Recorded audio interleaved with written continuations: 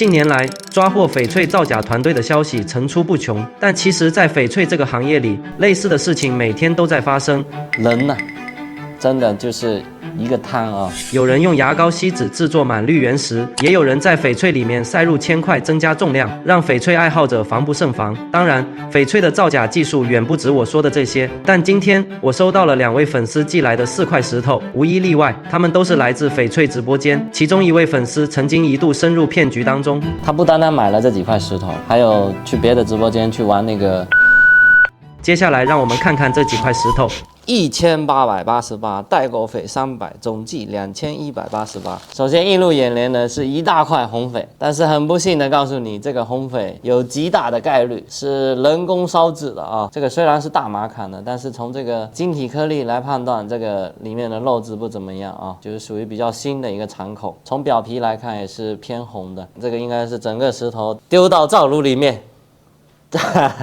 烤红薯一样烤一下啊，然后它就变红了。实话实说啊，没有切的必要，因为这个切开里面肯定是这种白肉。其实烧红的翡翠市面上并不少见，要知道红翡的珍稀度在翡翠里是不亚于绿翠的，所以有些人会费尽心思为了抬高翡翠的价格去制造这种烧红翡翠。不过这种烧红的翡翠很容易就能分辨，那就是没有油性，也就是我们行内说的没有水头。这种天然的黄翡它是有油性，这个明显是烧制过的啊。然后2188就相当于扔到水里，扑通一声没了。来看下2块石头，然后从皮壳我们可以看得出来，这是一块会卡的料子，蜡皮。其次我们从这个开窗位，你看会发光，然后再用手一摸，粘手的表现，我们可以得知它这个流氓窗开窗位抹了糖水。那抹糖水有什么作用呢？就是使它看起来更有胶感。那第2块其实从我们切这么多石头的经验啊，这一块基本也是90%死吧。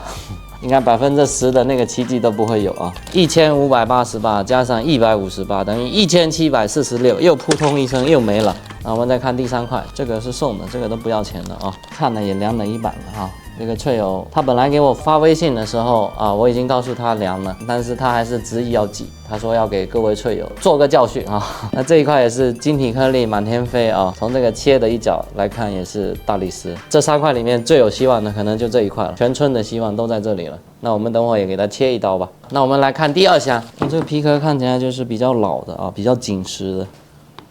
哇，可以呀，哇，真有戏呀！哇，总算不是大理石了哈。今天要摆脱4会量完的称号了啊！大马坎其实玩的就是红雾，就是表面这一层红雾。但是你看它这个肉质，这肉质还挺清澈的，很干净啊，而且水头也不错。那我们跟它联系一下吧。一番观察下来，第1位粉丝寄来的石头只有这一块值得切开看看了。虽然希望十分渺茫，但总得给粉丝一个交代。剩下就是另一个粉丝寄来的这块达玛坎的石头。要知道，达玛坎的石头大多都是顽皮壳下的红黄雾层，但这一块达玛坎雾层相对较薄。值得庆幸的是，窗口打灯处肉质比较好，说明这块石头有相当大的可能性切长。发财了，老哥！我收到你这几块石头了，你看一下啊。红的没有切的必要了，红的我觉得啊。你拿回去就是反正把玩嘛，也可以就玩一玩嘛，切了就1文不值了。听粉丝说，这块红石头是自己无意在直播间买的，当时只是跟着其他人一起抠了波1，但自己却莫名成为那个幸运儿，被迫买下了这块石头啊。这个是吧？可能就直播间就你一个真人了。没事，这小赌，吃亏了就能铭记。这个还好一点，还有个东西嘛，那个才吓人。聊了一会儿后，粉丝也说出了以前那段被骗的过往。网上那个已经被封了，好像。哦。他就是那种切绿嘛，切出来就当场给钱，就这种。哦，那个是属于诈骗。对，属于。然后那时候不是欠钱了嘛，我想搏一搏，结果钱没还上，还倒贴一坨。不要想这些，这种不可能的，赌石切不赢的，人家都是盯着你口袋的钱的。确实我见过这种就是买赌石啊，真的倾家荡产的人太多了。这老哥对之前跟我说过，我忘了，他不单单买了这几块石头，还有去别的直播间去玩那个不知道你们懂不懂？我感觉我说的太多，等会被同行追杀，算了，这不录了吧。这里大哥跟我说了自己的具体经历，大概就是说自己被骗的过程。在这也提醒各位翠友不要轻易相信网络上的发财路，这位大哥就是最好的前车之鉴。这个真的哇，那种钱真的是。不过今年确实是抓了很多人，就瑞丽麦赌石的，就那种玩爆的，我们行内叫爆，就是帝王绿那种。你知道那个石头是什么吗？它不是翡翠的，它是属于那个科技与狠活的产物，就是它本身就是一个满绿的石头，它看起来像翡翠，但是它去鉴定是做不了翡翠证书的，它就全包用那个缅甸的那种胶带粘在上面，然后往切机上一切，切一刀爆绿，哇，帝王绿大涨啊！然后比如你1000块钱买的，作为商家，我甚至可以适当亏一点给你，就是我2000块钱返给你，那你是尝到甜头了吗？那你完蛋了，看你上头了以后。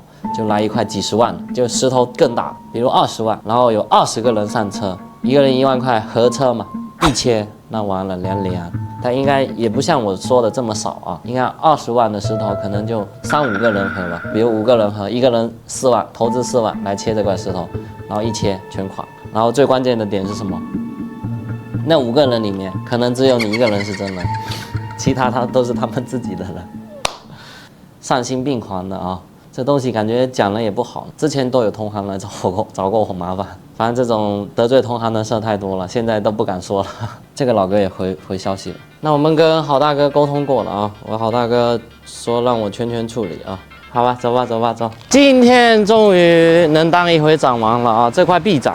这个应该切得好的话，牌子一箩筐。经过对料子的观察，最好的方式是直接从石头中间这道冠穿裂一刀下去，然后再根据原石内部情况决定如何处理。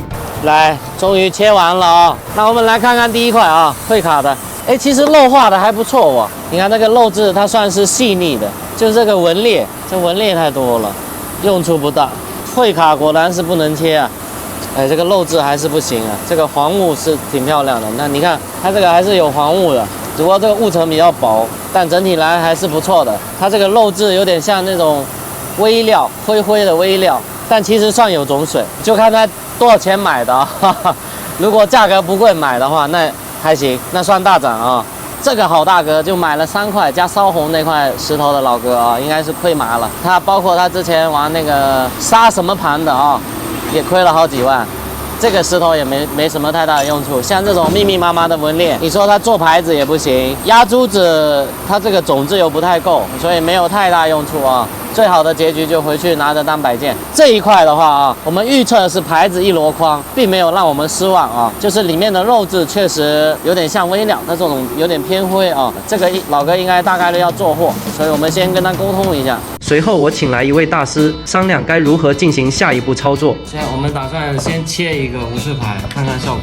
要57的，这个难点在于哪里呢？在于这个雾层，那还要把雾层。对，就是要最好有雾层。那这个没有雾层就是竖着切，你看要横着切还是竖着切？在大师的一番摸索下，最终决定先纵向取下一块9毫米厚度的片料，再考虑如何保留客户需要的黄雾层。原本我们都觉得这块石头做出来会很顺利，但是这个切出来，这个棉爆出来了啊，这一大头棉，然后这边没棉，但是它有裂。做不了无饰牌了啊，切出来爆了一大头棉，这边看的还没那么明显，那没办法了，因为我好大哥想要做无饰牌，那我们只能这样来切一刀了。你看这边也爆了一条黑口裂出来，就沿这道裂再来一刀，就尽量给我好大哥取一个完美的无饰牌。但是57的话，我可能是做不到了，他想要57牌，那57可能是做不到了。随后这块石头迎来了它的第3次切割，不出意外，它再次反转了。翠友们，这块石头真的盘了好几天了啊！首先我们是切了这一刀，切出来发现这里面还是有毛病有裂，然后我们又追了一刀，哦妈嘞，白棉出来了 ，BBQ 了，那我们只能退而求其次，来这边寻找希望了。然后我们就沿这一刀又下去了，啊，这刀下来也是白棉出来，裂跑出来。又难产了，那我们只能退而求其次，这边也是啊，这边也是那个白棉出来了，我们先来了这一刀，哦妈嘞啊，这旁边的白棉也是凉啊，然后我又下了一片，这片虽然相对来说完美一点，就是有白棉，3折叠怎么折都有面。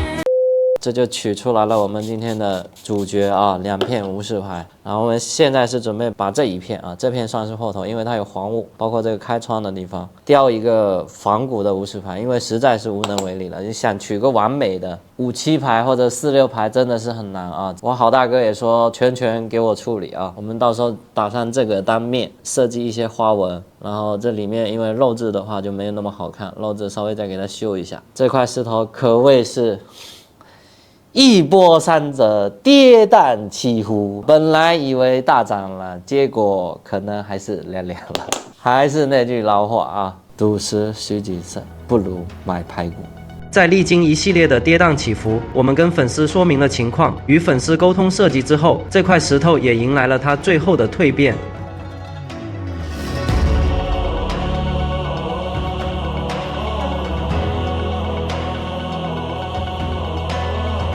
我好大哥的无饰牌历经快1个月，终于是做出来了啊！利用它这个黄皮，然后做了一个仿古无饰牌啊，算是涨了。所以说赌石这个东西啊，你其实有时候真的看似涨了，它其实并没有涨到哪里去。然后还是引以为戒吧，还是少碰，多买点排骨吃一下。你看，还有一个翠友的3块石头，那全部凉凉。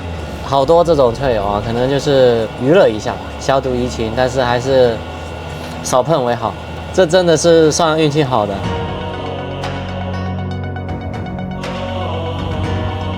赌石需谨慎，不如买排骨，换成猪蹄也行。